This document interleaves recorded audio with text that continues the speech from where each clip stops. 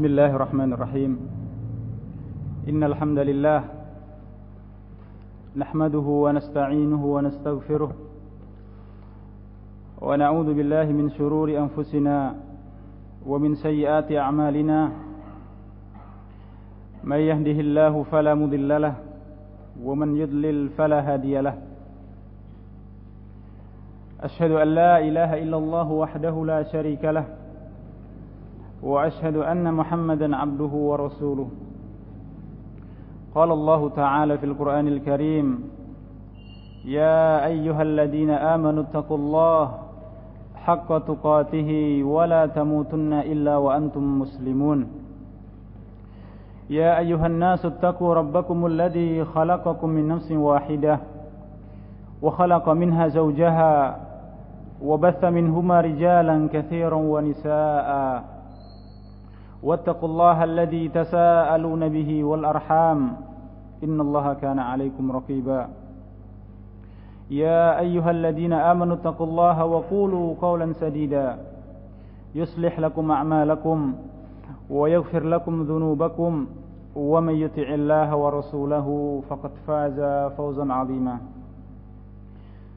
فإن أصدق الحديث كتاب الله وخير الهدى هدى النبي صلى الله عليه وسلم وشر الأمور محدثاتها وكل محدثة بدعة وكل بدعة ضلالة وكل ضلالة في النار. أما بعد. Alhamdulillah, ikhwani fillah, rahimani wa rahimakumullahu jami'an. Segala puji dan syukur kita panjatkan pada Allah Subhanahu wa taala yang telah memberikan kepada kita nikmat yang begitu banyak, nikmat yang tidak mungkin untuk kita hitung. Wa in ta'uddu ni'matallahi la tuhsuha. Kalau seandainya kalian menghitung-hitung nikmat Allah Subhanahu wa taala, tidak akan mungkin kalian bisa menghitungnya. Termasuk daripada kenikmatan Allah Subhanahu wa taala adalah dikumpulkannya kita dalam satu majelis ilmu, halaqatul ilm, yang mana Rasulullah SAW dalam banyak hadis menerangkan tentang keutamaan daripada halaqatul ilm. Ikhwani fillah, rahimani wa rahimakumullahu jami'an. Pada malam hari ini akan kita kaji bab pembahasan kajian yang sering kita dengar, yaitu birrul walidain, berbakti kepada kedua orang tua. Suatu pembahasan yang sangat agung sekali, yang semuanya ketika mengingat pembahasan ini tentunya akan ingat pula kedua orang tuanya. Bagaimana kita bisa berbakti kepada orang tua, bagaimana kita bisa berjihad di dalam berbakti kepada orang tua, dan apa keutamaan daripada birrul walidain. Ikhwani fillah, a'azzani Allah wa iyyakum. Banyak ayat yang menerangkan tentang birrul walidain. Di antaranya adalah firman Allah Subhanahu wa taala, wa'budullaha wa la tusyriku bihi syai'a wabil walidaini ihsana. Dan sembahlah Allah, beribadahlah kalian kepada Allah, wala tusyriku bihi syai'a, akan tetapi janganlah kalian berbuat syirik, menyekutukan Allah syai'an, dengan sesuatu apapun. Wabil walidaini ihsana, dan kepada kedua orang tua agar kita berbuat ihsan, agar kita berbuat baik. Kita lihat dalam ayat ini Allah Subhanahu wa taala menyebutkan dalam Al-Qur'an yang Allah turunkan dari atas langit yang 7. Allah Subhanahu wa taala menurunkan hukumnya kepada kita semuanya agar kita berbakti kepada kedua orang tua. Bahkan Allah sebutkan, setelah menyebutkan tentang masalah ibadah, Dan Allah tegaskan agar jangan sampai ibadah ini kita laksanakan, kita berikan pada selain Allah Subhanahu wa taala, wala tusyriku bihi syai'a. Ternyata kemudian Allah sebutkan setelahnya wabil walidaini ihsana. Dan kepada kedua orang tua haruslah kita berbuat ihsan, berbuat baik. Para ulama ketika menerangkan ayat ini, di antaranya adalah Syekh As-Sa'di. Beliau menyebutkan bahwasanya hak Allah Subhanahu wa taala di dalam ayat ini sangat besar, yaitu agar beribadah kepada Allah Subhanahu wa taala dan jangan disekutukan. Ini adalah hak Allah Subhanahu wa taala yang paling agung. Kemudian setelahnya Allah Subhanahu wa taala menyebutkan pula hak manusia yang paling besar, yaitu agar kita berbuat ihsan kepada kedua orang tua. Sehingga dalam ayat ini kita bisa memahami bahwasanya Allah Subhanahu wa taala menempatkan kedua orang tua, menempatkan haknya setelah menyebutkan hak Allah Subhanahu wa taala, yaitu agar beribadah kepada Allah Subhanahu wa taala. Al-ibadah yang sering kita dengar pengertiannya, yaitu segala sesuatu yang dicintai oleh Allah Subhanahu wa taala, yang diridhai oleh Allah Subhanahu wa taala, itulah ibadah. Termasuk dalam ibadah pula bisa kita fahami dari ayat ini bahwasanya birrul walidain, berbakti kepada kedua orang tua, adalah termasuk daripada ibadah kepada Allah Subhanahu wa taala, bahkan termasuk ibadah yang paling agung. Ikhwani fillah, a'azzani Allah wa iyyakum. Dalam berbakti kepada orang tua, Syekh As-Sa'di beliau menyebutkan bahwasanya berbakti kepada orang tua adalah dengan segala hal yang bisa membahagiakan orang tua, selama perkara adalah perkara yang mubah, yang tidak sampai menerjang pada syariat Allah Subhanahu wa taala. Baik itu dengan perkataan yang mulia, dengan panggilan yang lembut, dengan panggilan yang enak didengar oleh orang tua, yang enak diterima oleh hati orang tua. Ucapan kita, perkataan kita, bahkan perbuatan kita, tingkah laku kita, yang itu diridhai oleh orang tua, maka itu semua adalah termasuk daripada birrul walidain, berbakti kepada orang tua. Di dalam ayat yang lain Allah Subhanahu wa taala berfirman, wa wassaynal insana biwalidayhi hamalathu ummuhu wahnan ala wahnin wa fisaluhu fi 'amain an ishkurli waliwalidayka ilayyal masir. Dalam ayat ini Allah Subhanahu wa taala menyebutkan keutamaan dari kedua orang tua. Di antaranya adalah seorang ibu. Wa wasainal insana biwalidayhi. Kami wasiatkan, kami perintahkan kepada manusia untuk berbuat baik kepada kedua orang tua. Hamalathu ummuhu wahnan ala wahnin. Allah Subhanahu wa taala kemudian menerangkan setelahnya tentang perkara seorang ibu, jasa seorang ibu kepada kita semuanya, yaitu hamalathu ummuhu wahnan ala wahnin. Seorang ibu yang mengandung kita semuanya, yang hamil karena lantaran kita semuanya ingin mendapatkan kita semuanya, akan tetapi wahnan ala wahnin, yaitu dha'fan ala dha'fin, rasa lemah di atas kelemahan. Allah Subhanahu wa taala menyebutkan di sini bahwasanya seorang ibu ketika hamil tidak hanya sekedar merasakan sedikit daripada kelemahan, kesusahan, susah payah, akan tetapi satu di atas yang lain, wahnan ala wahnin, dari awal mengandung seorang ibu ternyata merasakan segala susah payah tadi. Mungkin yang sudah berkeluarga akan tahu, akan lebih tahu bagaimana seorang istri, seorang ibu mengandung. Begitu berat perjalanan seorang ibu mengandung, wahnan ala wahnin, wa fisaluhu fi amain. Bahkan Allah Subhanahu wa taala kemudian menyebutkan dan juga fisalnya, penyapihannya, yaitu setelah 2 tahun. Ternyata ini semuanya ikhwani fillah, azani Allah wa iyyakum. Allah sebutkan dalam Al-Qur'an, anishkurli, agar kita semuanya bersyukur kepada Allah Subhanahu wa taala. Karena wujudnya kita semuanya di muka bumi ini tidak lain kecuali nikmat dari Allah Subhanahu wa taala.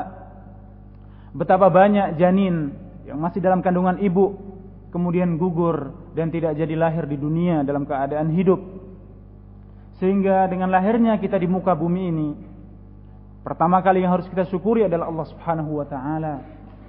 Wujudnya kita di muka bumi ini, hal yang pertama harus kita syukuri adalah rasa syukur kita kepada Allah Subhanahu wa taala. Wali walidaik, rasa syukur kita yang kedua adalah agar kita bersyukur kepada kedua orang tua. Sehingga disebutkan oleh para ulama bahwasanya rasa syukur kita pada Allah Subhanahu wa taala tidak akan sempurna. Tidak akan benar rasa syukur kita pada Allah Subhanahu wa taala sampai kita ini bersyukur kepada kedua orang tua. Karena Allah Subhanahu wa taala yang mencantumkan ayat ini dalam Al-Quran telah menyebutkan bahwasanya kewajiban kita adalah untuk bersyukur kepada Allah, kemudian bersyukur kepada kedua orang tua. Ikhwani fillah, a'azani Allah wa iyyakum. Kemudian di dalam ayat yang lain Allah Subhanahu wa taala berfirman, wa wassayna al-insana biwalidayhi ihsana hamalathu ummuhu kurhan wa wada'athu kurha wa hamluhu wa fisaluhu 30 syahra. Sungguh telah kami perintahkan kepada manusia biwalidayhi ihsana, untuk berbuat ihsan kepada kedua orang tua, untuk senantiasa berbuat baik kepada kedua orang tua. Hamalathu ummuhu kurhan, seorang ibu telah mengandungnya dengan susah payah. Wa wada'athu kurha, demikian juga ketika melahirkan harus bersusah payah untuk melahirkan seorang anak. Wa hamluhu wa fisaluhu 30 syahra. Kemudian Allah sebutkan bahwasanya waktu yang tidak lama atau waktu yang tidak sebentar, waktu yang sangat lama seorang ibu harus menderita dikarenakan kita semuanya. Wa hamluhu wa fisaluhu 30 syahra, dalam kurun waktu 30 bulan seorang ibu mengandung, kemudian melahirkan kita, kemudian mendidik kita, mengajari kita, mengurusi kita semuanya. 30 bulan namanya. Ikhwani fillah, rahimani wa rahimakumullahu jami'an. Sehingga kita lihat di sini bahwasanya Allah Subhanahu wa taala dalam banyak ayat menyebutkan tentang berbakti kepada orang tua, karena memang ternyata orang tua sangat berat dalam melahirkan, dalam mengurus kita semuanya. Sehingga wajarlah ketika Allah Subhanahu wa taala menyebutkan dalam banyak ayat kewajiban kita untuk senantiasa berbakti kepada orang tua. Ikhwani fillah, azani Allah wa iyyakum. Kemudian di dalam ayat yang lain Allah Subhanahu wa taala berfirman, wa qada rabbuka alla ta'budu illa iyyah wa bil walidaini ihsana imma yablughanna 'indakal kibara ahaduhuma aw kilahuma fala taqul lahumā uff wa la tanharhumā wa qul lahumā qawlan karīmā wakhfid lahumā janāha adh-dhulli minar rahmah wa qur rabbirhamhumā kamā rabbayānī shaghīrā. Di dalam ayat ini Allah Subhanahu wa taala menerangkan kepada kita semuanya banyak hal bagaimana kita bisa berbakti kepada orang tua. Yang pertama kali yaitu wa qadha rabbuka alla ta'budu illa iyyah. Allah Subhanahu wa taala memerintahkan kepada kita semuanya, mewajibkan kepada kita semuanya alla ta'budu illa iyyah, agar jangan sampai kita beribadah kecuali hanya kepada Allah Subhanahu wa taala, wa bil walidaini ihsana, kemudian untuk berbuat ihsan kepada kedua orang tua. Allah mengingatkan kembali agar kita berbakti kepada orang tua, keadaan yang sangat berat bagi orang tua, waktu dan keadaan yang sangat membutuhkan kepada kita semuanya, yaitu imma yablughanna indakal kibara, ketika kedua orang tua atau salah satunya sampai kepada al-kibar, yaitu waktu tua, masa jompo. Disebutkan di sini oleh Allah Subhanahu wa taala bahwasanya ihsan kita kepada kedua orang tua, birrul walidain kita kepada kedua orang tua akan terasa sangat berat, ujian yang sangat berat ketika keduanya sudah sampai pada umur banyak, sudah tua, sudah jompo. Akan tapi Allah Subhanahu wa taala mengingatkan kita semuanya, apa tujuannya? Apa hikmah di balik itu semuanya? Agar kita ingat bahwasanya kedua orang tua kita telah banyak berbuat ihsan kepada kita semuanya. Yang Allah sebutkan tadi 30 bulan mengurus kita semuanya, dha'fan ala dha'fin, kurhan ala kurhin. Ini semuanya adalah agar kita ingat, senantiasa ingat tentang kebaikan orang tua, sehingga kalaupun orang tua kemudian sampai pada keadaan yang paling berat, yaitu ketika jompo, ketika sudah tua, yang mana orang tua ketika sudah sampai pada jompo segalanya lemah, segala yang ia miliki lemah, entah berfikirnya sudah sangat lemah, jiwanya sangat lemah, apalagi badannya sangat lemah. Sehingga Allah tegaskan di sini agar kita berbuat ihsan kepada orang tua, terutama ketika sudah sampai pada hal yang sangat membutuhkan pada kita semuanya, ya ikhwan. Kemudian disebutkan di sini oleh Syekh Utsaimin beberapa hal bagaimana kita bisa berbuat ihsan pada orang tua adalah berbuat ihsan dengan segala yang kita mampu, segala yang kita bisa untuk berbuat baik pada orang tua maka kita laksanakan. Baik itu dengan perkataan kita, segala perkataan kita yang didengar oleh orang tua, yang dirasakan oleh orang tua, haruslah menyenangkan mereka semuanya. Haruslah perkataan yang diridhoi oleh keduanya. Kemudian bisa juga dengan perbuatan. Jadi perbuatan kita adalah bentuk ihsan kita kepada kedua orang tua. Segala gerak-gerik kita, segala perbuatan kita yang diridhoi oleh kedua orang tua haruslah kita laksanakan, haruslah kita kerjakan seberat apapun, selama perbuatan kita tidak menyelisihi syariat Allah Subhanahu wa taala. Kemudian juga disebutkan oleh Syekh Utsaimin, dengan fisik pula kita bisa berbuat ihsan kepada orang tua dengan tenaga yang kita miliki. Ketika orang tua membutuhkan sesuatu, maka kita kerjakan. Ketika orang tua membutuhkan pertolongan kita, maka kita tolong. Ketika orang tua sudah dalam keadaan lemah, dalam keadaan sakit, maka keberadaan seorang anak sangatlah ditunggu-tunggu.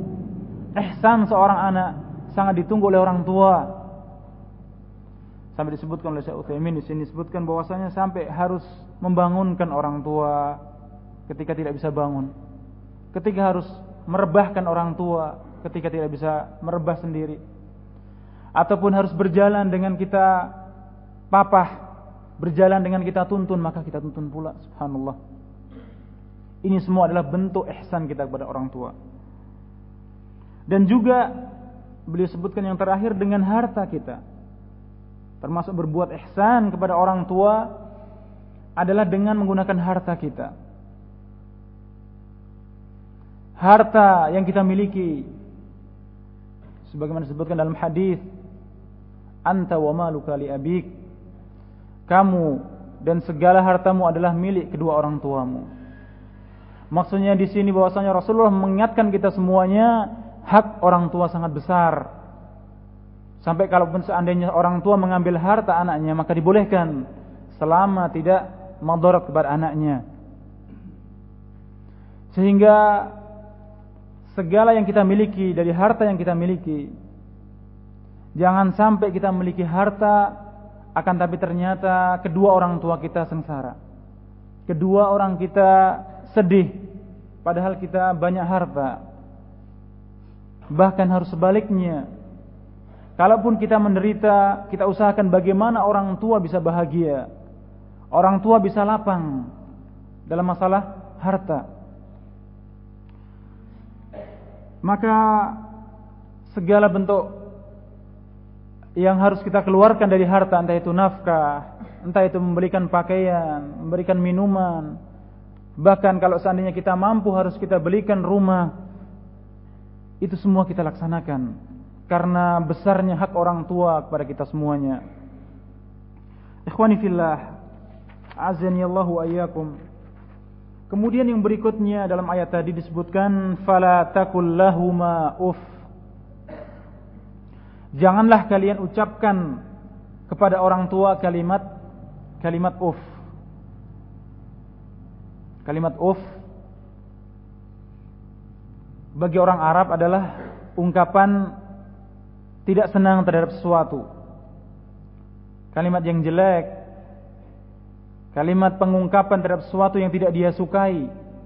Akan tetapi serendah-rendahnya ungkapan, serendah-rendahnya ungkapan.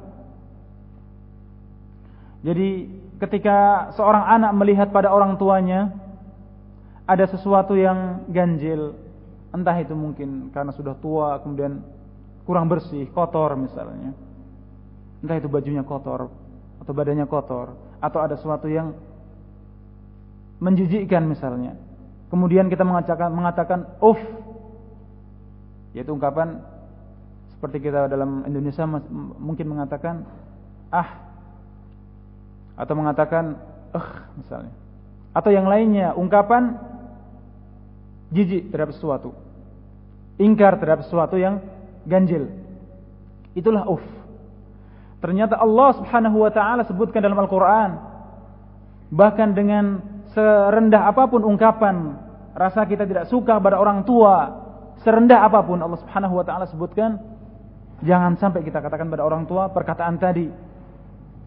Sehingga para ulama menyebutkan kalau seandainya di sana ada ungkapan yang lain lebih rendah daripada kata uff, maka Allah Subhanahu wa taala akan menggunakan ungkapan tadi. Akan tapi ternyata ungkapan uff, kata uff kepada orang tua ternyata paling rendahnya, paling ringannya seorang ketika melihat sesuatu yang aneh. Allah Subhanahu wa taala melarang ini semuanya. Disebutkan oleh Abu Raja Al-Ataridi, beliau mengatakan al-uff huwal kalamul qadhi' ar-radi' al-khafi. Bahwasanya kalimat uff adalah perkataan yang rendah, perkataan yang jelek, al-khafi yang samar. Demikian juga disebutkan Mujahid mengatakan, idza ra'aita minhuma fi hali syekh al-gha'ita wal baul alladhi ra'ayahu minka fi as-sighari fala takdzirhuma wa taqulu uff. Mujahid mengatakan, kalau seandainya engkau melihat pada kedua orang tua ketika mereka sudah tua, ketika mereka sudah jumpu, al-ghaid melihat tai, al-baul melihat kencingnya,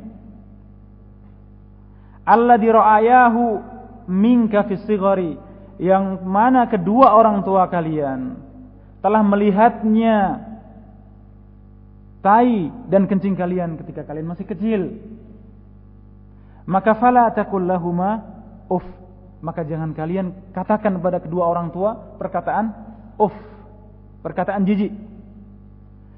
Bapak dan ibu kita ketika mengurus kita ketika kita masih kecil tidak pernah merasa capek, tidak pernah merasa jijik, bahkan dengan hati yang ridho, hati yang lapang, menceboki kita semuanya, membersihkan kencing kita semuanya dengan tanpa rasa jijik sama sekali. Bagaimana ketika kita mau berbuat ihsan pada orang tua, kita mau berbuat baik pada orang tua, kemudian kita jijik untuk menceboki orang tua kita ketika sudah dalam keadaan jompo, waliyadzubillah, maka tidak benar. Sebagai bentuk balasan kita, bir kita pada orang tua, ihsan kita pada orang tua adalah jangan sampai merasa jijik dengan apa yang kita lihat dari kedua orang tua. Bahkan dengan ungkapan yang paling ringan, dengan mengatakan uff pun tidak boleh.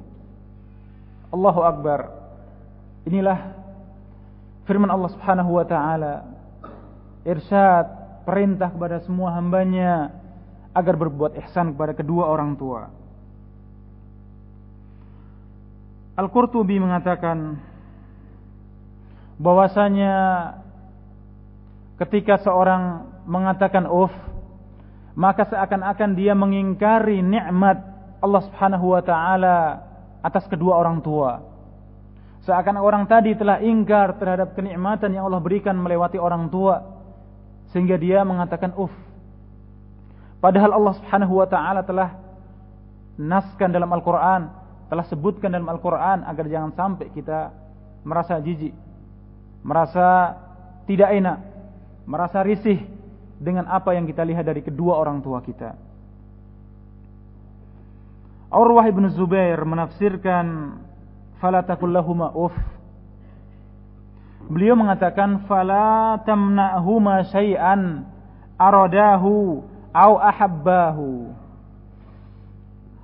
Urwah ibn Zubair beliau mengatakan ketika menafsirkan ayat ini, janganlah kalian melarang kedua orang tua kalian ketika aradahu menginginkan sesuatu, au ahabbahu atau mencintai sesuatu, jangan kalian tahan, jangan kalian larang segala sesuatu selama hal tadi bukan dalam maksiat.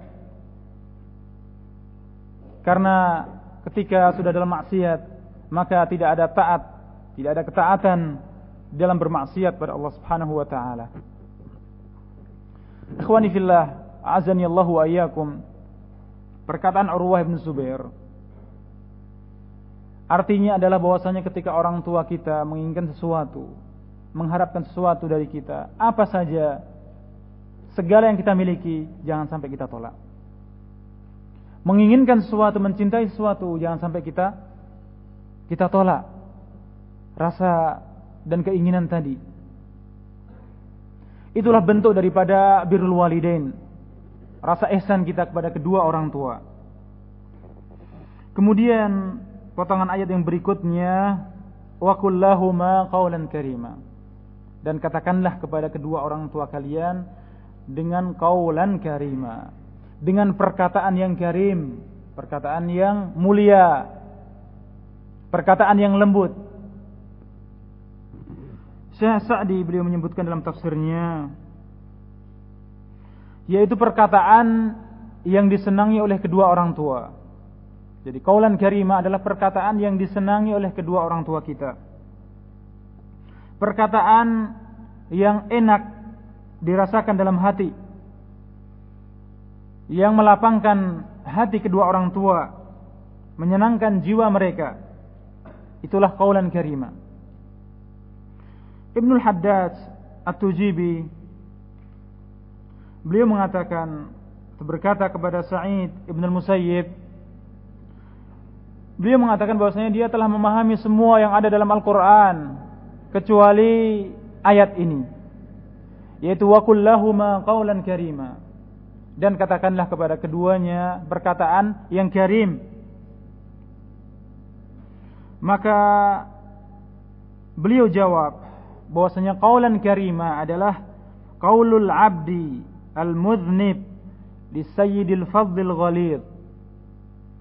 Qaulan karima, perkataan yang mulia, yaitu perkataan seorang hamba yang berbuat salah kepada majikannya, kepada tuannya, yang sangat keras dan kasar.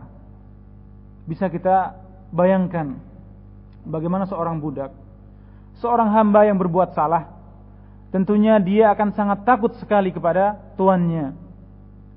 Bahkan ketika seandainya tuannya itu orangnya baik, orangnya lemah lembut, yang namanya seorang hamba, seorang budak akan takut dengan kesalahan dia. Bagaimana ketika si sayyid tadi adalah al-fadlul ghalid, yaitu sangat keras dan kasar. Maka ketika dia akan berkata kepada majikannya, tentunya dengan perkataan yang sangat lembut, berusaha bagaimana bisa diterima oleh tuannya.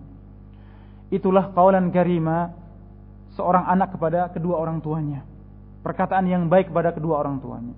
Maksudnya agar ketika kita berkata kepada orang tua, mengucapkan sesuatu kepada orang tua, agar perkataan tadi perkataan yang mengenakan hati mereka, menyenangkan hati mereka, melegakan hati mereka. Ikhwani fillah, azani Allah wa iyyakum. Kemudian potongan ayat yang berikutnya adalah wakhfid lahuma janahadz dzulli minar rahmah. Dan tundukkanlah diri kalian, rendahkanlah diri kalian kepada kedua orang tua. Janahadz dzulli, yaitu sayap kerendahan, dengan sayap kerendahan minar rahmah, karena sayang, karena rahmat kepada kedua orang tua. Disebutkan di sini dengan kalimat janah, yaitu sayap, agar kita merendahkan sayap kita kepada kedua orang tua. Bahkan Allah nisbahkan kepada adzul, janahadz-dzulli, sayap kerendahan harus kita rendahkan di hadapan kedua orang tua kita. Para ulama menyebutkan tentang janahadz-dzulli ada dua tafsiran atau ada dua makna di sini. Yang pertama, bahwasanya burung, yaitu mereka yang memiliki sayap, burung ketika ingin mendidik anaknya, ingin melindungi anaknya, maka akan membentangkan sayapnya, melindungi anak-anaknya. Inilah ungkapan yang dipakai oleh Allah Subhanahu wa taala dalam Al-Qur'an. Sehingga maknanya adalah bahwasanya kita ini kepada orang tua kita adalah sebagaimana induk burung, induk ayam ketika melindungi anaknya, agar kita ini menjadi pelindung orang tua. Sebisa mungkin kita ini melindungi orang tua dengan kita tawadhu, merendahkan diri kepada orang tua. Karena orang tua kita ketika kita masih kecil, sebagaimana yang kita sebutkan tadi, orang tua telah mengorbankan segalanya untuk kita semuanya. Segala yang mereka sukai telah mereka korbankan untuk kita semuanya. Sehingga kewajiban kita pula untuk merendahkan sayap kita, melindungi kedua orang tua. Sehingga disebutkan oleh para ulama, di antaranya adalah bahwasanya ketika orang tua ingin tinggal bersama kita, maka jangan sampai kita tolak. Karena itu adalah bentuk daripada mengamalkan ayat ini. Ketika ingin tinggal bersama kita, satu rumah dengan kita, jangan sampai kita tolak. Bahkan kalau bisa kita ajak mereka hidup bersama kita. Bahkan sesuatu yang sangat aneh, apabila kemudian gara-gara istri kemudian kita mengeluarkan orang tua kita wal'iyadu billah dari rumah kita karena taat pada istri, wal'iyadu billah, termasuk daripada uququl walidain. Termasuk daripada uququl walidain. Ketika kita mengeluarkan orang tua kita dari rumah kita. Ini adalah tafsir yang pertama. Yang kedua, bahwasanya burung ketika ingin terbang, maka dia pun membentangkan sayapnya dan merendahkan sayapnya. Ketika ingin turun pula, dia pun merendahkan sayapnya. Sehingga Allah Subhanahu wa taala sebutkan dalam ayat ini ungkapan janahadzulli, sayap kerendahan. Maknanya adalah bahwasanya kita ini harus tawadhu, harus senantiasa tawadhu kepada kedua orang tua. Harus merendahkan diri kepada orang tua. Sebagaimana burung merendahkan diri ketika ingin naik maupun ingin turun. Ikhwani fillah, azani Allah wa iyyakum.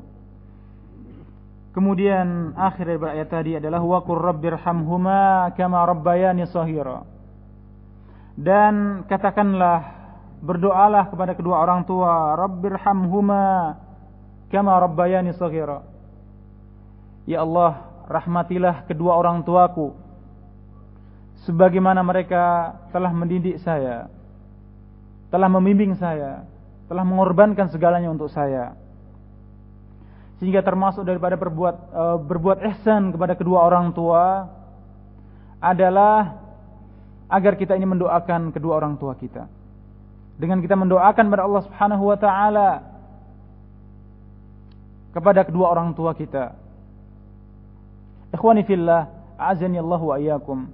Allah Subhanahu wa taala merintahkan kepada kita semuanya untuk mendoakan kedua orang tua agar kita senantiasa ingat akan kebaikan orang tua, agar kita tidak pernah merasa berat dengan segala yang kita laksanakan untuk orang tua kita. Kalimat rahmat, wa qur rabbirhamhuma kama rabbayani shaghira. Ya Allah, rahmatilah kedua orang tuaku sebagaimana mereka telah merahmati saya ketika kami masih kecil. Ketika saya masih kecil. Rahmat adalah mencakup segala kebaikan, baik itu duniawi maupun ukhrawi. Baik itu kebaikan di dunia maupun kebaikan di akhirat. Jadi doa kita kepada Allah Subhanahu wa taala adalah kebaikan untuk orang tua, baik itu kebaikan dunia maupun kebaikan akhirat. Ikhwani fillah, azani Allah wa iyyakum. Ini beberapa ayat yang menerangkan kepada kita semuanya kewajiban kita untuk taat kepada orang tua, untuk berbakti kepada orang tua, untuk selalu berbuat ihsan pada kedua orang tua. Ada beberapa keutamaan dalam kita berbakti kepada orang tua. Yang pertama disebutkan adalah bahwasanya berbakti kepada orang tua adalah afdal daripada jihad fisabilillah. Bagaimana Rasulullah sallallahu alaihi wasallam menempatkan birrul walidain afdal, lebih baik daripada jihad fisabilillah, selama jihad tadi adalah fardu kifayah. Selama jihad tadi adalah bukan hukumnya wajib, maka birrul walidain adalah afdal. Di antara hadis yang menerangkan masalah ini adalah Rasulullah SAW bersabda, "Ma ahadun yadkhulul jannata yuhibbu an yarji'a ila ad-dunya wa lahu ma 'ala al-ardi min syai' illa ash-shahid yatamanna an yarji'a ila ad-dunya fayuqtal 10 marrat lima yara min al-karamah."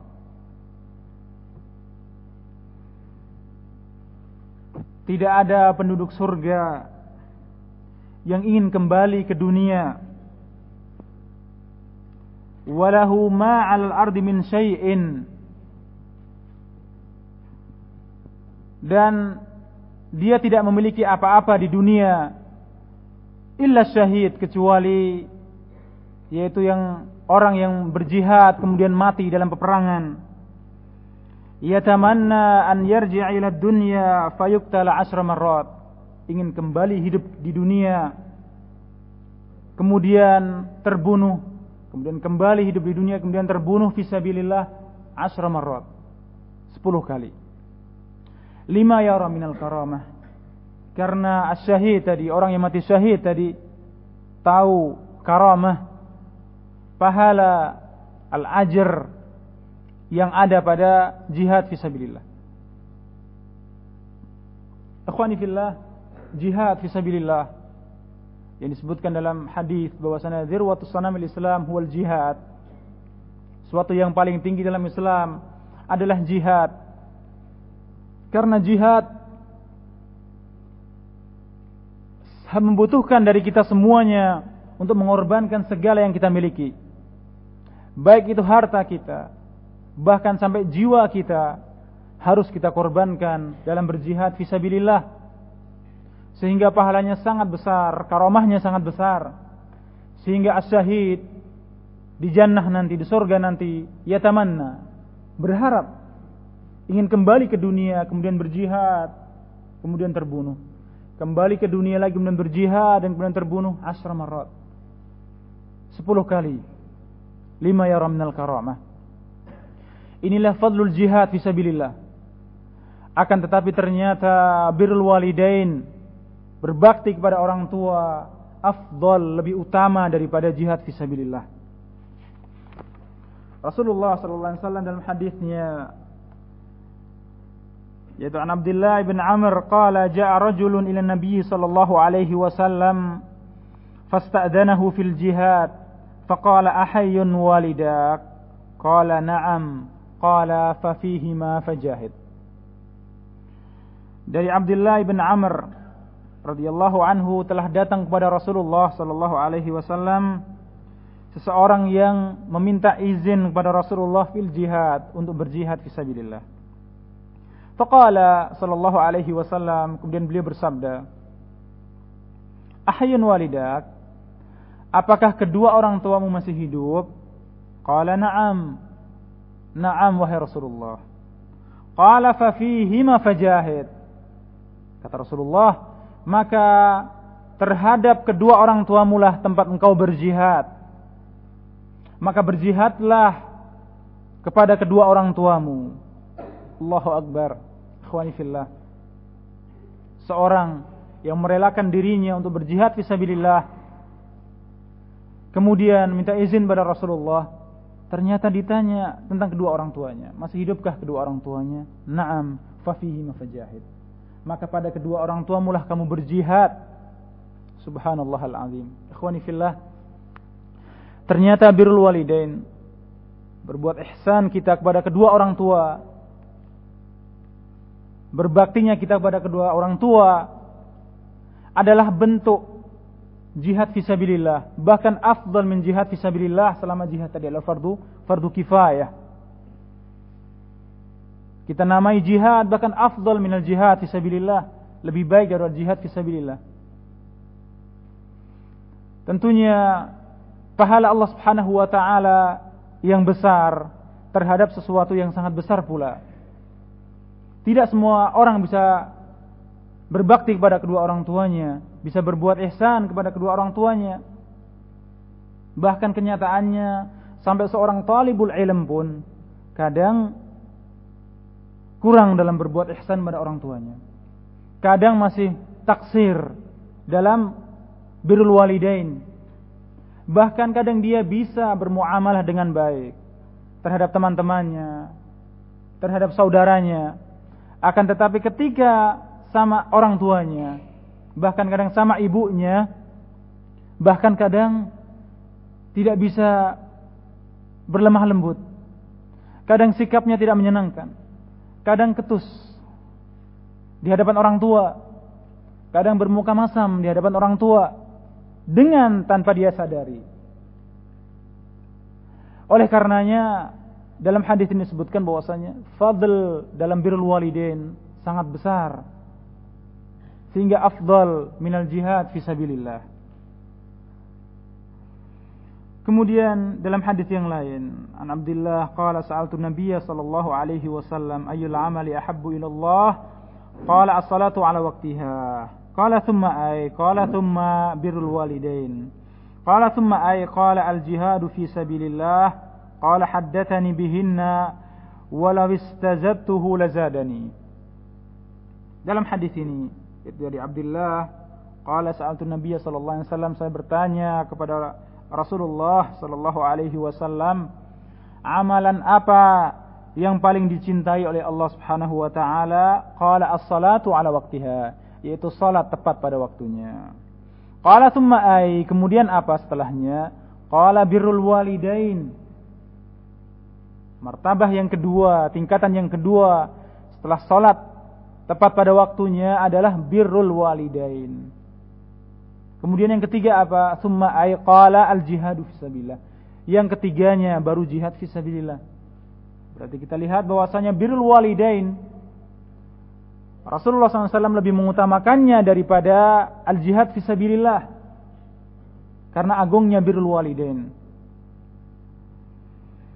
Dalam hadis yang lain pula Rasulullah sallallahu alaihi wasallam menyebutkan, yaitu an Muawiyah ibn Jahimah As-Sulami, anna Jahimah ja'a ila Nabi sallallahu alaihi wasallam faqala ya Rasulullah aradtu an aghzuwa wa qad ji'tu astashiruka faqala hal laka min qala na'am qala falzimha fa innal jannata tahta rijlaiha. Hadis ini dihasankan oleh Syekh Albani, yaitu dari Muawiyah ibn Jahimah As-Sulami, bahwasanya Jahimah datang kepada Nabi sallallahu alaihi wasallam kemudian mengatakan, ya Rasulullah, saya ingin berangkat jihad, saya ingin perang. Wa qad ji'tu astashiruka, dan saya datang untuk bermusyawarah, untuk minta pertimbangan dari engkau ya Rasulullah. Faqala hal laka min apakah engkau masih memiliki ibu? Qala na'am, na'am ya Rasulullah.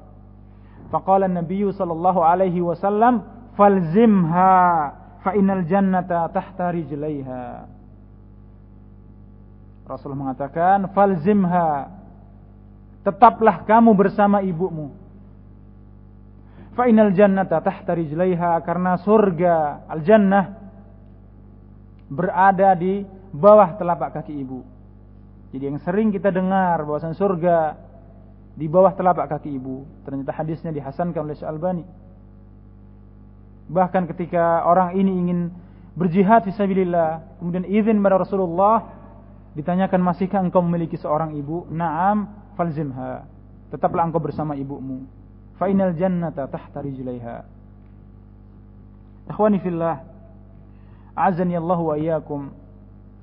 Maknanya bahwasanya ridha orang tua adalah sebab kita ini masuk ke dalam surga, sehingga dikatakan bahwa surga berada di bawah telapak kaki ibu.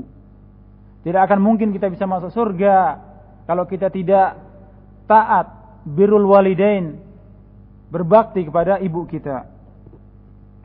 Kemudian keutamaan yang kedua, ikhwani fillah, azani Allah wa iyyakum, bahwasanya ridha orang tua adalah kunci kita masuk surga, sebagaimana hadis yang telah kita sebutkan tadi. Dalam hadis yang lain Rasulullah sallallahu alaihi wasallam sabda, ridha Rabbi fi ridhal walid wa sukhtur Rabbi fi sukhtil walid. Bahwasanya ridha Ar-Rabb, yaitu Allah Subhanahu wa taala, tergantung dari ridha orang tua, dan kemurkaan Allah Subhanahu wa taala juga tergantung daripada kemurkaan orang tua.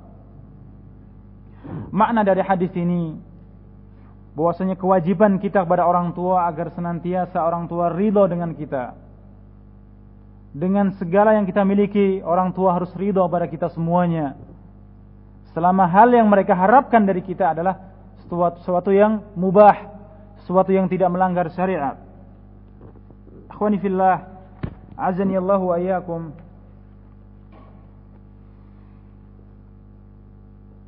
Sebutkan dalam hadis Abdullah bin Amr, ja'a rajulun ila Rasulillah sallallahu alaihi wasallam faqala ji'tu ubayyi'uka 'ala al-hijrah wa taraktu abawayya yabkiyan faqala irji' 'alayhima fa'adhikhuma kama abkaitahuma. Seseorang datang pada Rasulullah sallallahu alaihi wasallam kemudian mengatakan, saya datang kepada engkau ya Rasulullah untuk berbaiat untuk berhijrah dari Makkah ke Madinah.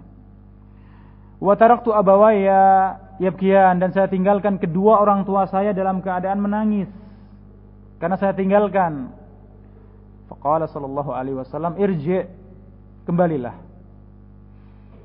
Fa'adhikhuma kama abkaitahuma, dan jadikanlah mereka berdua tertawa sebagaimana engkau telah membuat mereka menangis.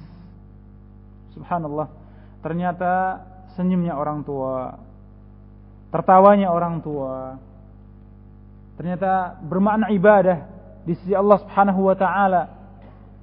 Selama mereka senyum dan tertawa karena ridho kepada kita semuanya.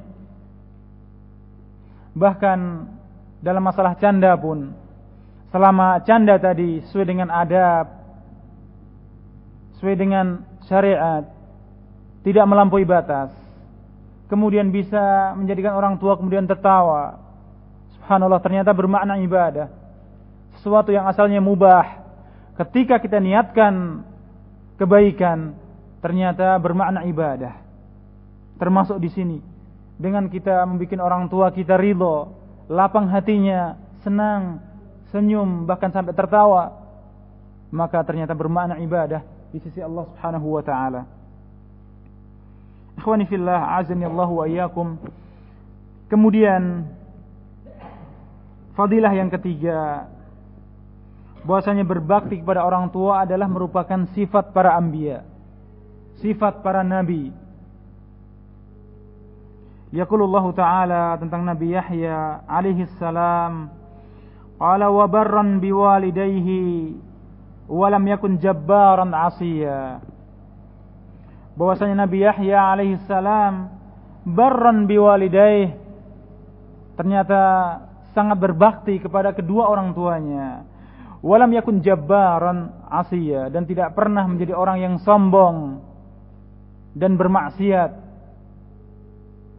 Ternyata sifat para anbiya, syariat yang Allah Subhanahu wa taala turunkan pada umat ini, yaitu berbuat baik kepada orang tua, yaitu birrul walidain, ternyata juga syariat para anbiya sebelum kita semuanya.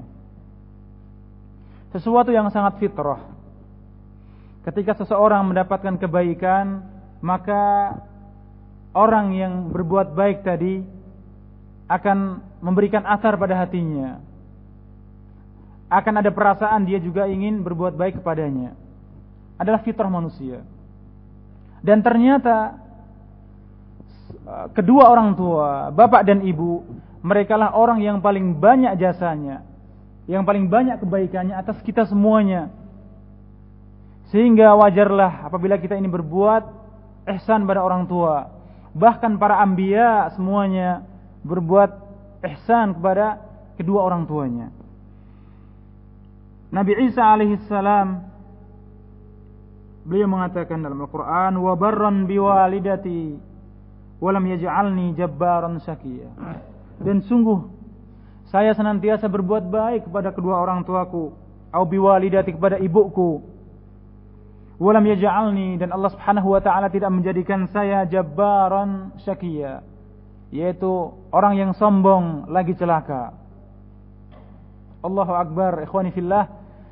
Ternyata sifat birrul walidain, termasuk dari keutamaannya adalah termasuk sifat para anbiya, warisan dari para nabi, yaitu agar kita berbuat ihsan pada orang tua. Kemudian yang keempat,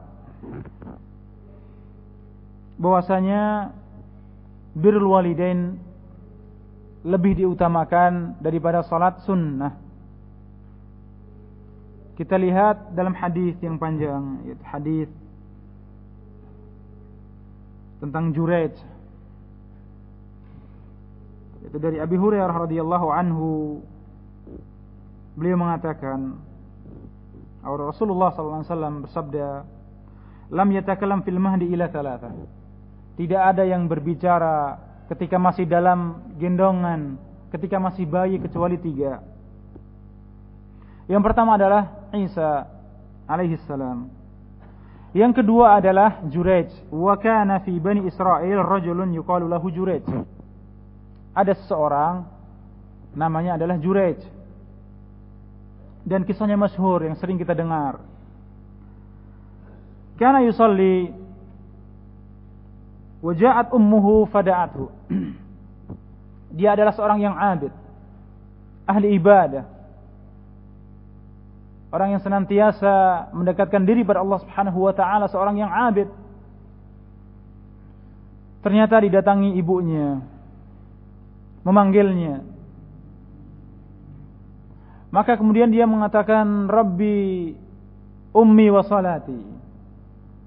Jurat mengatakan, ya Allah, mana yang harus saya pilih? Apakah ibu saya atau salat saya? Kemudian dia meneruskan salatnya. Datanglah di hari berikutnya, ibunya memanggil Jurayj, dan ternyata demikian pula. Rabbi ummi wa salati. Ibuku dan salatku. Mana yang harus saya pilih? Kemudian meneruskan salatnya. Sampai kemudian yang ketiga kalinya. Ternyata jawabannya sama. Jurayj dengan segala usahanya, seorang abid, ikhtiar, bahkan berdoa pada Allah Subhanahu wa taala, ya Allah, manakah yang harus saya pilih? Apakah saya menjawab panggilan ibuku atau saya meneruskan salatku? Rabbi wa salati. Maka kemudian sebutkan bahwasanya seorang ibu tadi mengatakan, faqalat Allahumma la tumithu hatta turiyahu wujuhal mumisat. Ya Allah, janganlah engkau matikan, engkau wafatkan Jurayj sampai kemudian engkau perlihatkan dia wujuhal mumisat, muka-muka mumisat, yaitu orang yang berbuat zina, pelacur. Inilah doa ibunya. Karena saking jengkelnya kepada anaknya, ketika dipanggil tidak pernah menjawab panggilannya. Allahu Akbar.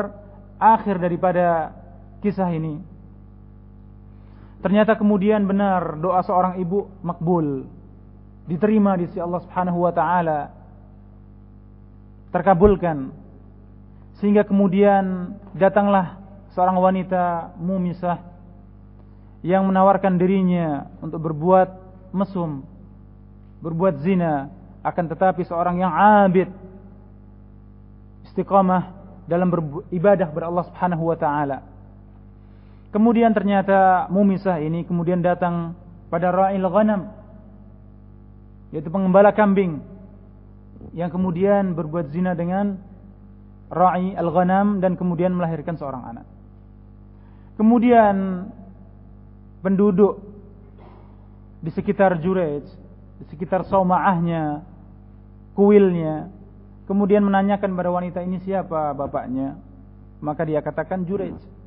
Maka Allahu Akbar, segera mereka kemudian marah dan meluapkan marahnya dengan menghancurkan kuil tadi. Kemudian salatlah Jurayj dan berdoa pada Allah Subhanahu wa taala. Kemudian bertanya kepada anak tadi, man abuk? Maka kemudian bayi yang masih kecil tadi kemudian menjawabnya, ra'i al-ghanam, yaitu pengembala kambing. Maka kemudian masyarakat tadi kemudian membangun kembali soma'ahnya tadi, kuilnya tadi, bahkan mereka mengatakan akan membangunnya dengan az-zahab, dengan emas. Akan tapi kemudian beliau seorang yang abid, yang fahim dengan syara', maka dia kemudian mengatakan kembalikan seperti semula saja. Maka kita ambil faedah dari hadis ini, ikhwani fillah, azani Allahu wa iyyakum. Ternyata seorang yang abid butuh dengan syara', butuh dengan ilmu. Kalaupun dia seorang yang abid, harus dibarengi dengan ilmu. Semangat beribadah pada Allah Subhanahu wa taala apabila tidak dibarengi dengan ilmu, maka bisa-bisa ibadah tadi akan menjadi ibadah yang menyeleweng, sebagaimana yang terjadi pada sufiyah, orang-orang sufi yang semangat ibadahnya besar, akan tapi tidak dibarengi dengan ilmu, akhirnya mereka sesat. Di sini kita lihat, padahal Jurayj dengan segala kemampuannya telah berdoa pada Allah, meminta pada Allah untuk memilihkan mana yang terbaik, apakah menjawab panggilan ibu atau meneruskan salatnya. akan tetapi ternyata masih salah, sehingga kemudian didoakan oleh ibunya dengan sesuatu yang tidak dia sukai. Kita lihat pula ketika Juraij kemudian mengambil air wudu, kemudian salat dan berdoa kepada Allah Subhanahu wa taala, ternyata doanya dikabulkan oleh Allah Subhanahu wa taala. Inilah fadilah daripada seorang yang abid, seorang yang banyak beribadah kepada Allah Subhanahu wa taala. Ketika bertanya kepada seorang bayi yang harusnya tidak bisa berbicara, Allah kabulkan doanya sehingga bisa berbicara, menjawab kenyataan yang ada. Ikhwani fillah, faedah yang paling agung dari hadis ini bahwasanya ternyata birrul walidain afdal daripada salat sunnah. Ketika kita salat sunnah, maka hukumnya kita meneruskan salat kita adalah sunnah. Adapun menjawab panggilan orang tua adalah wajib. Sehingga suatu yang wajib harus kita dahulukan daripada suatu yang sunnah. Ikhwani fillah, rahimani wa rahimakumullahu jami'an. Kemudian fadilah yang kelima, keutamaan yang kelima daripada birrul walidain adalah bahwasanya birrul walidain sebab dikabulkannya doa kita. Hadis ini agak panjang pula, yaitu an Usair ibn Jabir qala kana Umar bin Khattab radhiyallahu anhu idza ata alaihi amdadu ahli al-Yaman sa'alahum afikum Uwais ibn Amir. Asir, yaitu dari Asir atau dari Usair ibn Jabir, beliau berkata, Umar bin Khattab radhiyallahu anhu ketika datang bantuan dari Yaman, maka selalu menanyakan afikum Uwais ibn Amir, apakah ada di antara kalian Uwais ibn Amir? Hatta ata ala Uwais faqala, kemudian ternyata berjumpa dengan Uwais, kemudian berkata, anta Uwais ibn Amir? Qala na'am. Apakah engkau Uwais ibn Amir? Beliau mengatakan na'am. Qala min Murad thumma min Qaran. Engkau dari daerah Murad kemudian dari kabilah Qaran? Qala na'am. Qala fakana bika baras fabara'ta minhu. Dulu kala engkau memiliki penyakit baras, itu penyakit albino. Fabara'ta minhu, kemudian engkau sembuh, illa maudhi' dirham, kecuali sedikit, yaitu maudhi' dirham, sekecil dirham, tidak sembuh. Qala na'am, kata Uwais, na'am. Qala laka walidah? Qala na'am. Engkau memiliki seorang ibu? Na'am, beliau katakan. Qala sami'tu Rasulullah sallallahu alaihi wasallam yaqul, ya'ti alaikum Uwais bin Amir ma amdadi ahli al-Yaman min Murad thumma min Qaran, kana bihi baras fabara'a minhu illa maudhi' dirham lahu walidah huwa biha barrun law aqsama 'ala Allah la abarrahu fa in istata'ta an yastaghfir laka faf'al. Kemudian Umar bin Khattab radhiyallahu anhu kemudian mengatakan, sabda Rasulullah sallallahu alaihi wasallam, akan datang kepada kalian yaitu Uwais bin Amir bersama dengan pasukan dari Yaman, bantuan dari Yaman, yaitu dari Murad dan dari Qaran. Kana bihi baras, sebelumnya dia memiliki penyakit baras. Fabara'a minhu, kemudian sembuh, illa maudhi' dirham lahu, illa maudhi' dirham, kecuali sekecil dirham saja tidak sembuh. Lahu walidah, dia memiliki seorang ibu. Huwa biha barrun, dia sangat berbakti kepada ibunya. Lau aqsama 'ala Allah la abarrahu, kalau seandainya Uwais bin Amir bersumpah atas nama Allah Subhanahu wa taala, la abarrahu, tentunya akan dikabulkan oleh Allah Subhanahu wa taala. Fa in istata'ta, apabila engkau mampu, an yastaghfir laka faf'al, untuk dimintakan istighfar oleh Uwais pada Allah Subhanahu wa taala, faf'al, maka lakukanlah. Naam. Maka fastaghfirli fastaghfar lahu, maka kemudian Umar bin Khattab meminta agar dimintakan ampun kepada Allah Subhanahu wa taala, fastaghfar lahu, kemudian dimintakan ampun kepadanya. Maka faqala lahu Umar, aina turid? Qala al-Kufah. Qala ala aktubu laka ila amiliha? Qala akunu fi ghabra'in nas ahabbu ilayya. Kemudian Umar bin Khattab mengatakan kepadanya, hendak kemana engkau? Beliau katakan, ilal Kufah, pergi ke Kufah. Kemudian Umar mengatakan, apakah ingin saya tuliskan sesuatu agar engkau berikan kepada para pemimpin yang ada di Kufah? Beliau mengatakan, tidak. Fi ghabra'in nas, saya ingin bersama orang-orang yang biasa. Tidak diketahui bahwasanya saya adalah Uwais, ingin hidup bersama orang-orang biasa. Ahabbu ilayya, lebih saya cintai.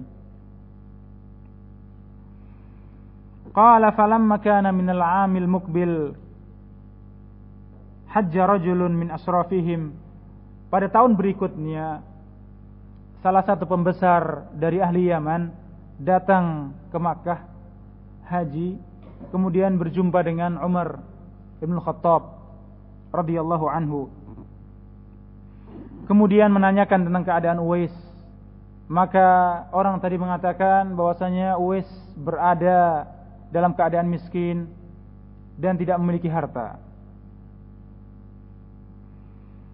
Maka kemudian beliau katakan, sebagaimana dalam hadis tadi, bahwasanya si Uwais memiliki kelebihan begini dan begini. Kalau seandainya bersumpah atas nama Allah, maka akan dikabulkan sumpah tadi. Fa in istata'ta an yastaghfir laka faf'al. Kalau seandainya kamu mampu untuk meminta istighfar dari Uwais, maka faf'al, maka lakukanlah. Ternyata ikhwani fillah, pada akhir daripada hadis ini disebutkan bahwasanya Uwais, ketika kemudian ahlul Yaman mengetahui bahwasanya Uwais memiliki kelebihan sebagaimana disebutkan dalam hadis Rasulullah SAW tadi, maka kemudian Uwais meninggalkan manusia, tidak ingin diketahui oleh manusia. Ikhwani fillah, faedah daripada hadis ini bisa kita ambil bahwasanya Umar bin Khattab radhiyallahu anhu, beliau memiliki keutamaan jauh lebih banyak daripada Uwais. Akan tapi beliau minta istighfar darinya kepada Allah Subhanahu wa taala. Tentunya ini tidak lain karena mengamalkan hadis Rasulullah sallallahu alaihi wasallam, fa in istata'ta faf'al. Kalau seandainya kamu mampu, maka lakukanlah. Padahal kenyataannya bahwasanya Umar bin Khattab radhiyallahu anhu memiliki fadail yang sangat banyak, keutamaan yang sangat banyak, bahkan lebih utama daripada Uwais, yang bahkan tidak dikenal di kalangan para sahabat.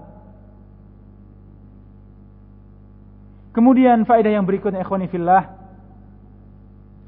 ketika beliau ditawari sesuatu agar dimudahkan urusannya di Kufah, beliau mengatakan ingin bersama manusia biasa, fi ghabra'in nas, bersama dengan masyarakat biasa. Maka inilah rasa tawadhu seorang sahabat. Tidak ingin diketahui amalannya, tidak ingin diketahui kebaikannya, sangat menyembunyikan dengan apa yang dia miliki daripada ibadah dan kebaikan.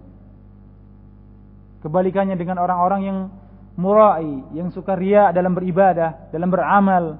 Kata mereka para salafus salih, para sahabat, mereka sangat menyembunyikan kebaikannya, tidak ingin diketahui orang lain. Ikhwani fillah, azani Allah wa iyyakum.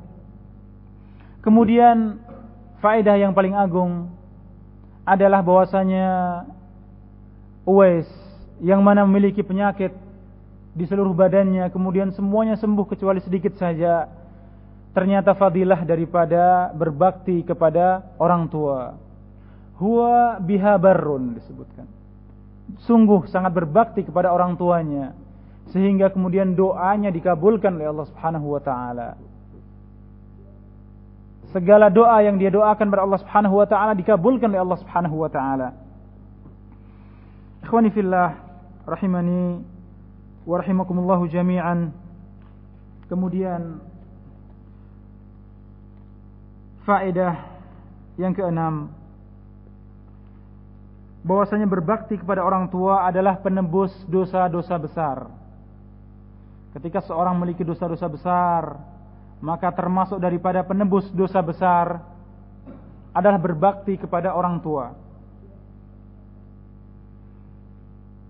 An Ibni Umar radhiyallahu anhu qala ata an-nabiy sallallahu alaihi wasallam rajulun faqala ya Rasulullah inni adnabtu danban katsira fahal min taubah qala alaka walidan qala la qala falaka khalah qala na'am qala Rasulullah sallallahu alaihi wasallam fabirraha idan.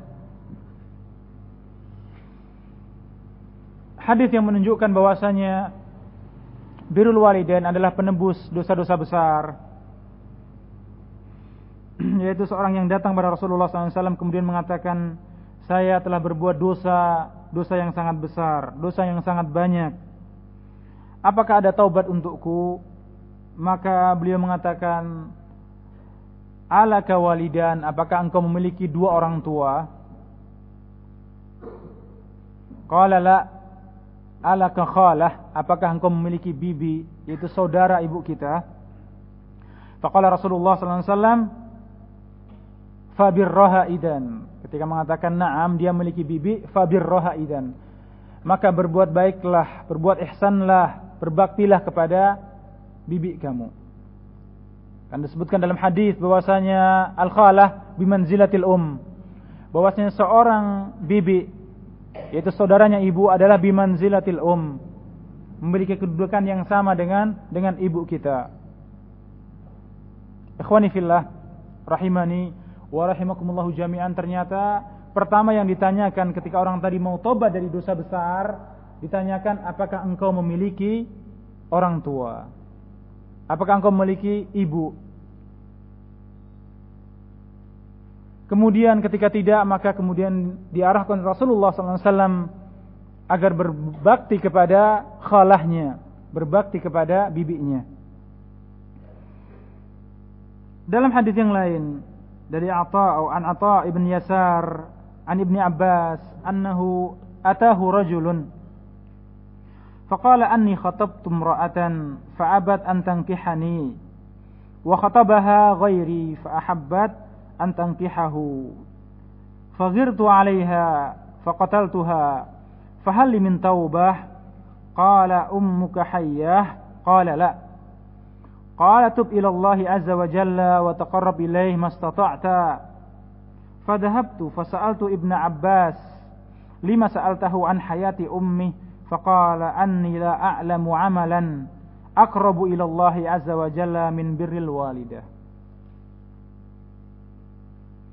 Dari Ata ibn Yasar dari Ibni Abbas radhiyallahu anhu, telah datang kepadanya seseorang yang mengatakan kepadanya, anni khatabtu imra'atan, saya pernah melamar seorang wanita, fa'abat an tankihani, akan tetapi tidak mau saya nikahi. Wa khatabaha ghairi, kemudian selain saya kemudian maju dan kemudian melamarnya. Qala fa ahabbat an tankihu, kemudian dia terima lamaran tadi. Faghirtu 'alaiha, maka rasa ghirah saya, cemburu saya muncul. Faqataltuha, kemudian saya bunuh wanita tadi. Fahal min taubah, apakah ada jalan untuk taubat? Maka dikatakan oleh Ibnu Abbas, ummuka hayyah, apakah ibumu masih hidup? Qala la, tidak. Qala tub ila Allah azza wa jalla wa taqarrab ilaih, taubatlah kepada Allah Subhanahu wa taala dan dekatkanlah dirimu kepada Allah Subhanahu wa taala mastata'ta, semampu kamu.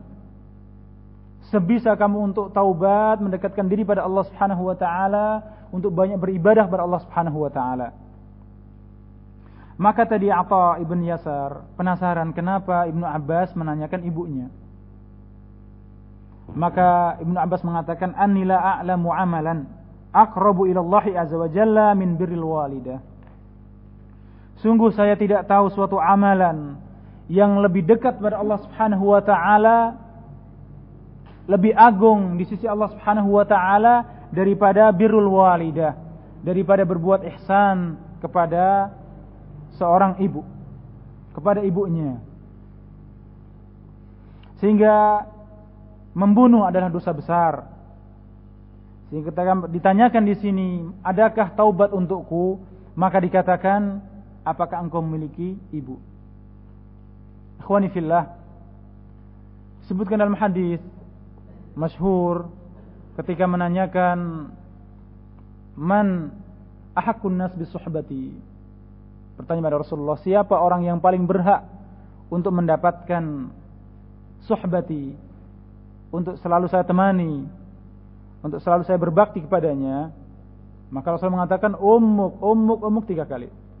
Kemudian setelah itu abuk. Maka di sini kita lihat manzilah daripada ibu lebih besar daripada manzilah seorang bapak. Karena kenyataannya kita lihat bahwasanya seorang ibu jauh lebih menderita, jauh lebih berat cobaannya dalam menghadapi seorang anak. 30 syahra, 30 bulan dalam merawat anak, yang jauh lebih berat adalah seorang ibu. Sehingga Rasulullah SAW melipatkan bir kita, ihsan kita kepada ibu duluan, kemudian setelah disebutkan 3 kali maka kemudian kepada bapaknya. Ikhwani fillah, rahimani wa rahimakumullahu jami'an. Kemudian faedah atau fadilah yang terakhir yang kita sebutkan pada pertemuan kita kali ini, bahwasanya berbakti pada orang tua adalah sebab diangkatnya kesulitan dan kesedihan.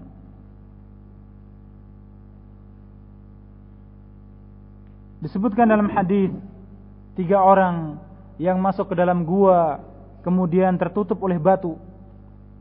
Salah satunya adalah ketika berdoa ingin dibukakan batu tadi, salah satunya adalah seorang yang sangat berbakti pada orang tuanya.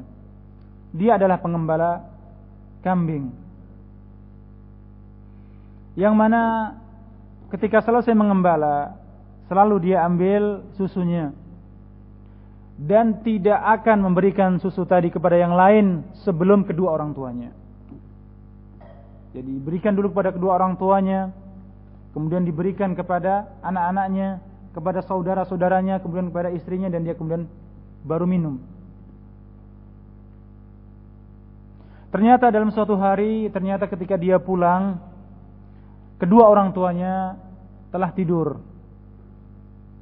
Maka dia tunggui di dekat orang tuanya, di dekat dengan kepalanya, dia tunggui. Sampai kemudian anak-anaknya menangis, akan tapi dia tidak akan memberikan kecuali kepada orang tuanya. Dia pun ingin membangunkan dua orang tuanya, akan tapi takut mengganggu orang tuanya. Sehingga kemudian dia pegangi halib tadi, susu tadi, sampai al-fajr, tola al-fajr, sampai subuh. Kemudian bangun dan kemudian diberikan kepada orang tuanya, kemudian diberikan pada yang lainnya sebagaimana kesehariannya. Maka kemudian dia berdoa, ya Allah, kalau seandainya ibadah ini, amalan ini bernilai ibadah di sisimu ya Allah, maka bukankah batu tadi. Maka kemudian subhanallah, terbukalah batu tadi sedikit demi sedikit sehingga terlihatlah matahari. Maka faedah dari hadis ini, ikhwani fillah, azani Allah wa iyyakum, bahwasanya berbakti kepada orang tua adalah sebab diangkatnya kesulitan, sebab diangkatnya kesedihan, sebagaimana kisah daripada 3 orang tadi yang tertutup dalam gua. Ikhwani fillah, ini kajian kita pada malam kali ini, sehingga khulasah dari apa yang kita kaji pada malam hari ini, bahwasanya Allah Subhanahu wa taala telah banyak mencantumkan dalam ayat, dalam Al-Quran tentang berbakti pada orang tua. Seharusnya kita senantiasa memperhatikan masalah ini. Kemudian yang berikutnya, keutamaan daripada birrul walidain sangat banyak sekali. Keutamaan yang sangat agung yang telah kita sebutkan semuanya. Mudah-mudahan Allah Subhanahu wa taala memudahkan kita semuanya dalam berbuat baik pada orang tua. Mudah-mudahan kita selalu mendapatkan hidayah dan taufik dari Allah Subhanahu wa taala dalam birrul walidain. Mudah-mudahan kita menjadi seorang anak yang selalu bil walidain, selalu taat pada orang tua, selalu berbuat baik pada orang tua. Wallahu a'lam bishawab.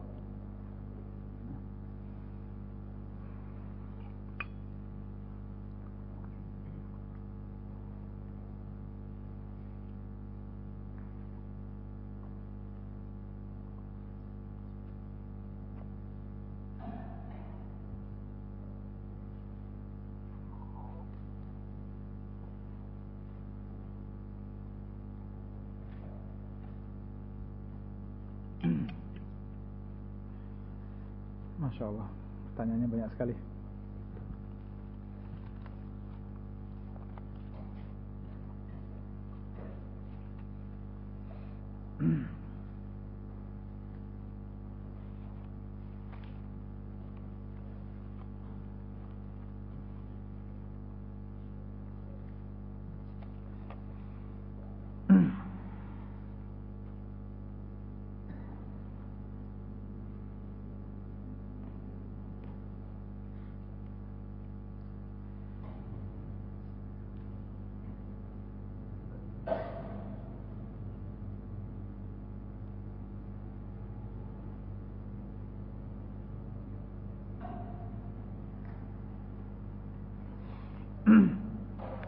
Pertanyaannya di sini, ikhwani fillah. Bismillahirrahmanirrahim. Alhamdulillah wassalatu wassalamu ala Rasulillah, amma ba'd. Bagaimana sikap kita yang terbaik ketika menghadapi orang tua kita, orang tua yang awam, ketika menuntut ilmu syar'i seakan-akan menghalangi kita semuanya. Akan tetapi ketika menuntut ilmu umum, ilmu dunia, sangat mendukung. Dengan perasaan mereka bahwasanya orang yang ngaji itu masalah dunia akan tertinggal, tidak akan mungkin bisa menjadi orang yang kaya. Maka jalan apa yang terbaik? Ikhwani fillah, bahwasanya kita tahu dari semua adillah tentang birrul walidain, kita harus selalu berbuat ihsan pada orang tua. Maka kewajiban kita adalah untuk berusaha menjadikan orang tua kita ridho dengan segala kemampuan kita untuk bisa menyampaikan pada orang tua kita dengan lemah lembut, dengan cara yang baik, dengan cari waktu yang tepat, keadaan yang tepat kapan akan kita sampaikan pada orang tua kita, sehingga orang tua tidak akan tersinggung dengan perbuatan kita. Kecuali kalau seandainya orang tua kemudian menghalangi kita semuanya dari thalabul ilm, apakah kemudian kita taati orang tua? Ketika thalabul ilm tadi adalah wajib, kemudian taat pada orang tua juga wajib. Akan tetapi ketika dalam maksiat kita tidak boleh taat pada orang tua, maka jalan yang terbaik adalah tetap kita thalabul ilm. Akan tetapi kita juga harus berusaha bagaimana orang tua kita bisa ridho. Bisa kita sebutkan orang-orang salaf, orang-orang yang tamasuk dengan dinnya, yang mustaqim dengan dinnya, ternyata tidak semuanya orang miskin. Bahkan di kalangan para sahabat dan para salafus saleh banyak mereka yang jadi orang-orang kaya. Itu semua adalah pembagian Allah Subhanahu wa taala. Kita terangkan pada orang tua bahwasanya nikmat rezeki dari Allah Subhanahu wa taala bisa diberikan kepada siapa saja. Yang jelas kita harus bisa menyampaikan pada orang tua kita dengan sebaik-baiknya, dengan segala cara.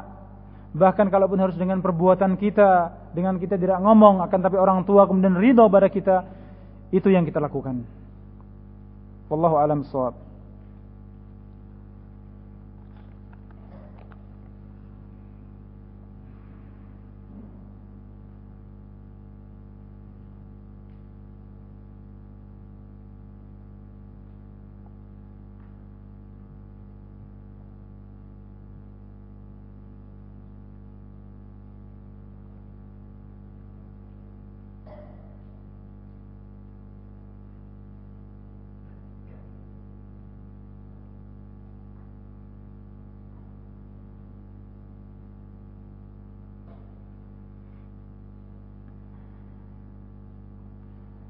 pertanyaan di sini yang pertama adalah, Ustaz, siapa yang wajib mengurus orang tua, anak laki-laki atau anak perempuan?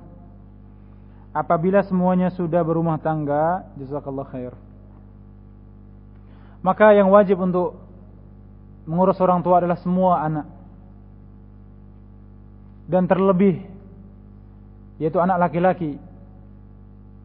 Karena apabila anak perempuan maka dia berada di bawah suami. Ketika sudah bersuami, sudah memiliki suami, maka ketaatan kepada orang tua setelah taat kepada suami. Adapun seorang laki-laki, anak laki-laki, maka dialah yang memegang rumah tangga. Dialah yang memegang semuanya, sehingga dia lebih mampu daripada perempuan. Semuanya wajib untuk mengurus orang tua. Namun yang laki lebih wajib untuk mengurus orang tua.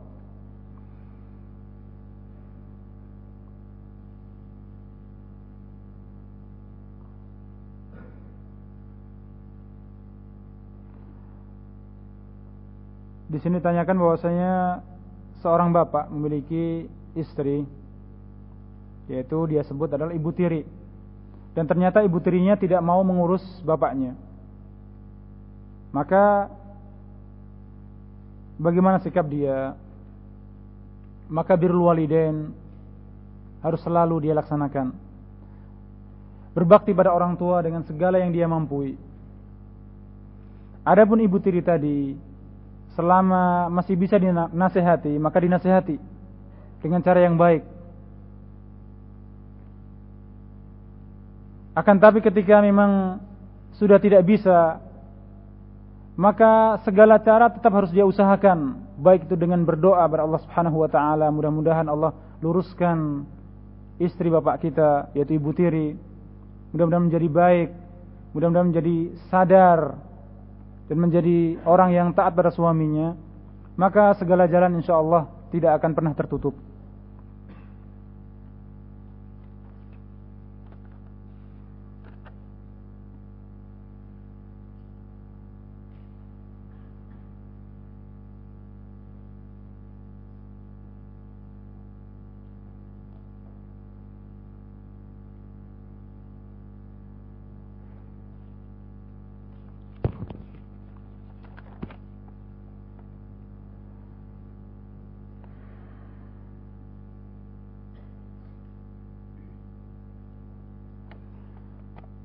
Pertanyaannya sering kita dengar, Ustaz, bagaimana bila seorang ikhwan salafi yang masih bujangan hendak dijodohkan dengan wanita pilihan orang tua? Nah, sering kita dengar. Jazakallah khairan. Ikhwani fillah, ternyata pertanyaan yang seperti ini sering kita dengar, dan bahkan waqi'nya, kenyataannya sering terjadi. Jadi orang tua sudah memiliki pilihan untuk kita semuanya, kemudian ingin menjodohkan kita dengan wanita tadi. Maka kita lihat, kita timbang maslahatnya dan mafsadahnya. Kalau memang mafsadahnya lebih besar, kalau seandainya kita nikah dengan pilihan orang tua, maka jangan sampai kita nikah dengan pilihan orang tua. Kita harus bisa menyampaikan pada orang tua, sehingga orang tua kemudian ridho dengan kita, ridho dengan pilihan kita. Kalau seandainya ternyata pilihan orang tua tidak madarat terhadap din kita, dan kita lihat bahwasanya wanita tadi secara zahir masih bisa kita perbaikin, kita melihat akhlaknya yang baik dan semuanya, maka harus kita melaksanakan perintah orang tua. Karena hukum asal daripada perintah orang tua adalah wajib, kecuali ketika memang hal tadi menyelisih daripada syariat. Sehingga seorang ikhwan yang dipilihkan oleh orang tua, maka dia lihat maslahatnya dan mudaratnya, dia timbang mana yang lebih baik. Kalau dia yakin bahwasanya mafsadahnya lebih besar, bahkan mungkin bisa menjadikan dia futur, karena mungkin wanita tadi ahlu dunia misalnya, wal'iyadu billah, maka kita tahan dulu, jangan sampai kita nikah. Kita berusaha untuk membuat ridho orang tua, kita dekati orang tua agar ridho dengan pilihan kita. Nah,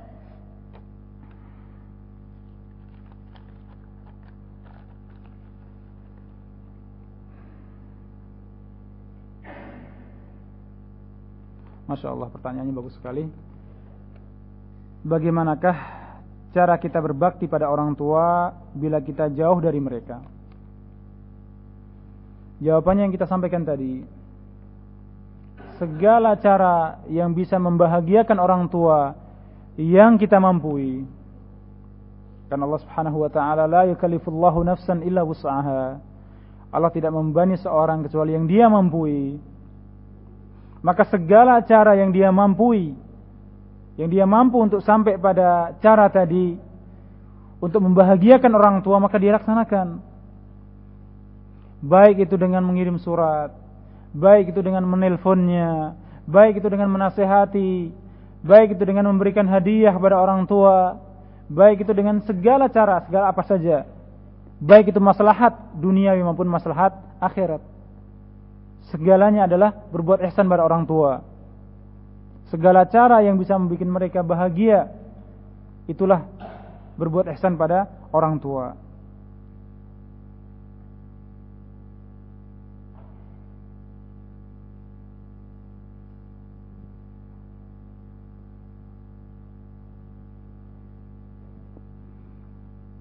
Pertanyaan ketika orang tua memerintahkan pada kita untuk berbuat maksiat, berbuat bid'ah, apakah kita harus taat?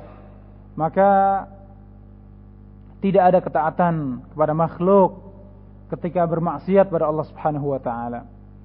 Ketika perintah orang tua maksiat, maka jangan sampai kita taati. Wa in jahadaka 'ala an tusyrika bima laysa laka bihi 'ilmun fala tuti'huma. Ketika mereka merintahkan untuk berbuat syirik, fala tuti'huma, maka jangan kalian taati. Kemudian bagaimana cara kita berdakwah kepada mereka semuanya? Kita jelaskan pada mereka semuanya dengan cara yang terbaik. Kalau kita belum mampu untuk menyampaikannya dengan lisan kita, bisa kita nasihati dengan tulisan kita. Masih belum mampu dengan menulis, mungkin bisa kita berikan buku yang membimbing mereka. Dan jalan semuanya akan dimudahkan oleh Allah Subhanahu wa taala. Segala cara yang mana cara tadi tidak menyelisihi syariat Allah Subhanahu wa taala, maka kita laksanakan.